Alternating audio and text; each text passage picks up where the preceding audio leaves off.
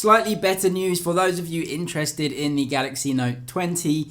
It looks like in certain regions that don't have 5G right now, which is quite a few, there may be a 4G only version of each of the Note 20 phones, and that should mean that the 4G only versions do come at a slightly cheaper price than in other countries that will have 5G enabled handsets.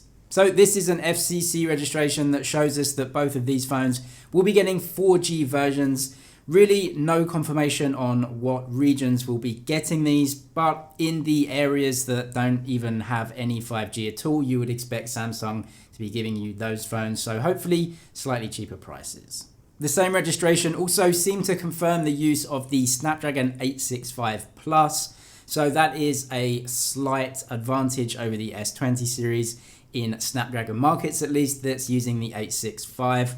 Also in Galaxy Note 20 news, and thanks to XDA developers who routinely dig through code and find lots of upcoming features for phones, well, we have a new feature that Samsung may just be debuting in the Note 20 phones. So as we know, Samsung has for a while now provided something that they call DeX, which is essentially a way to plug your phone into a monitor and use it kind of like a PC. DeX definitely isn't a fully fledged operating system like Windows, but it does give a PC-like operating system all from your phone. Considering how powerful smartphones are these days, DeX definitely may have a future, but for right now it's kind of limited by actually having to be plugged into something using either an HDMI cable, or recently they upgraded it with USB-C. According to the code anyway, DeX will in the future support a wireless connection, which means you don't have to use any cables to connect it to a monitor. So if you have a monitor or a TV or any type of screen that can connect to other devices via Wi-Fi, and probably more specifically Wi-Fi 6, then you may be able to just use DeX and screen your smartphone onto any other panel that you have in your house.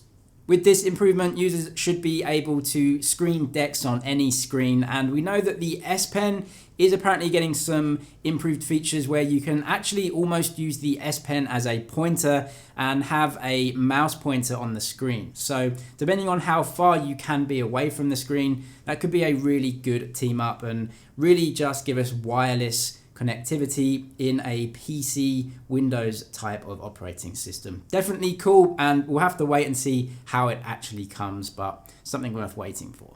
Also in Samsung news, more information about the Galaxy S20 Fan Edition, otherwise known as the S20 Lite, and this should be coming in Q4.